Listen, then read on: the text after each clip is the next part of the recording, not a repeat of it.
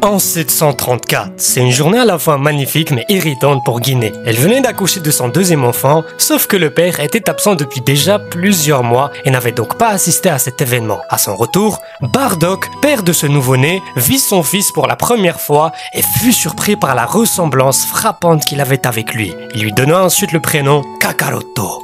Quelque temps plus tard, il reprit ses missions habituelles, en décimant des planètes différentes afin que Freezer puisse les revendre. Après avoir fait leur taf, les Saiyans reprirent leur forme normale et Bardock se retrouva devant une mère protégeant son enfant. Tout le monde reçut subitement l'ordre de partir, sauf que Bardock en avait décidé autrement. Il avait fait croire à son collègue Leek qu'il va rester un peu plus ici pour voir s'il y a encore des personnes vivantes pour s'en débarrasser. Sauf que bien sûr, c'était du bluff. Bardock voulait tout simplement protéger la mère et son fils, car en les voyant, ça lui avait rappelé sa propre famille à lui et a donc décidé de leur laisser la vie sauve. Par contre, il ne pouvait pas se retirer d'ici aussi rapidement que cela puisqu'il a détecté une présence vers les montagnes. Et c'était donc doucement infiltré à l'intérieur de la maison et se fit subitement attaquer par un Namek, à qui il arrêta le coup avec grande facilité. Bardock était accompagné de la femme nommée Muesli et de son fils Granola. Il demanda au Namek de les laisser chez lui et de bien se cacher car Freezer va bientôt arriver. Pendant qu'ils discutaient, Bardock aperçut la présence de 4 personnes de la race des Eaters. Ce sont des courtiers qui sont là pour discuter du prix pour lequel ils vont vendre ces planètes à Freezer. Cachés, Bardock et le Namek Monaito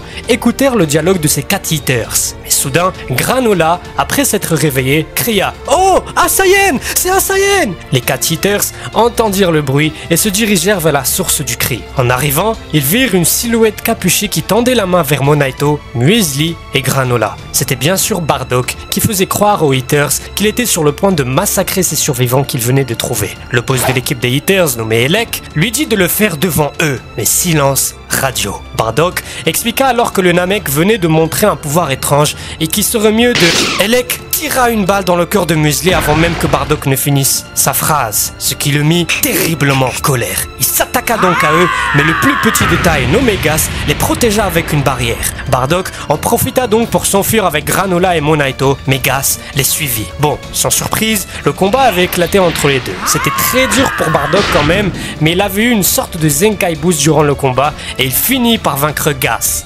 Bref, sans plus de détails, les Eaters avaient pris Bardock et les autres pour morts et ils sont partis. Bardock-san.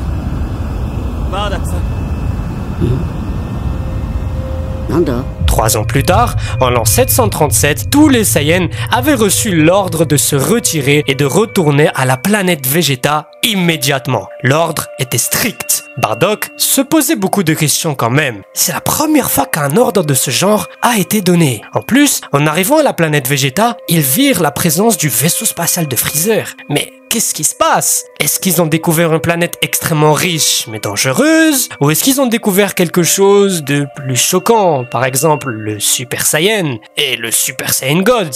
Mais non, c'est juste des légendes comme il en existe dans toutes les civilisations. Ça doit pas être ça. Et pourtant, Freezer ne voulait pas laisser la moindre opportunité à ce mythe de devenir réalité. Ce qui est sûr, c'est que cette race de guerriers est un peu trop fière pour rester loyale à un tyran comme lui. Il faut donc mieux éviter le moindre risque et définitivement les supprimer. À ce moment, pose-toi la question, si Freezer est l'empereur ultime de la galaxie, pourquoi a-t-il peur d'un simple mythe? Pourquoi est-il si précipité à réunir tous les Saiyans chez eux et à définitivement s'en débarrasser en un seul coup? Eh bien, il y a 2 possibilités. La première est que Freezer est tout simplement quelqu'un de très intelligent. Il sait ce qu'il fait et il ne veut tout simplement pas prendre le risque de mettre sa position du plus puissant de la galaxie en danger à cause d'un simple laisser-aller. La deuxième possibilité est que le message de son ancêtre, Tilled, soit transmis de génération en génération depuis l'apparition du Super Saiyan, et qu'après ceci, il y a eu encore quelque chose avec un certain Super Saiyan God. N'oubliez pas qu'on ne connaît pas le réel placement de l'histoire du Super Saiyan God.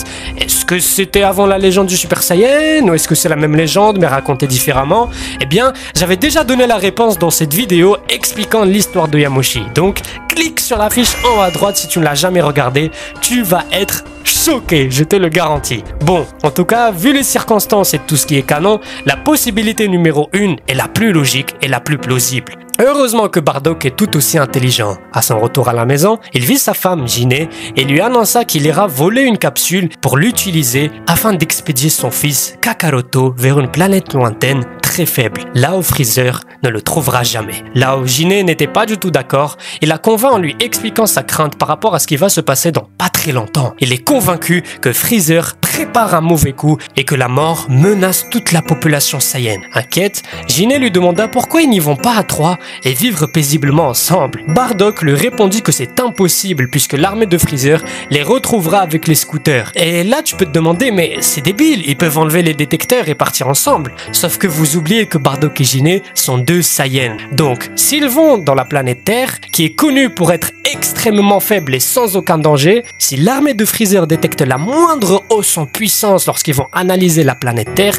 ils vont suspecter le fait qu'il y a un ou plusieurs Saiyans qui s'y trouvent, puisque la différence de puissance entre Saiyan faible et un terrien normal est déjà super grande, donc vaut mieux éviter. Quelque temps après avoir expédié Kakaroto dans une capsule en direction de la planète Terre, on ne sait pas si c'est après une journée ou plusieurs jours, mais en tout cas, Freezer décida enfin de mettre en exécution son plan. Bardock, amouché après avoir fait face aux sbires de Freezer, chargea son attaque les plus puissantes pour essayer de contrer l'attaque dévastatrice du tyran. Malheureusement, malgré son courage et sa bravoure, Freezer était bien plus fort qu'il ne pouvait imaginer. Et d'un doigt, il détruisit une planète entière, emportant avec ses sbires et l'héroïque Bardock, père de Kakaroto.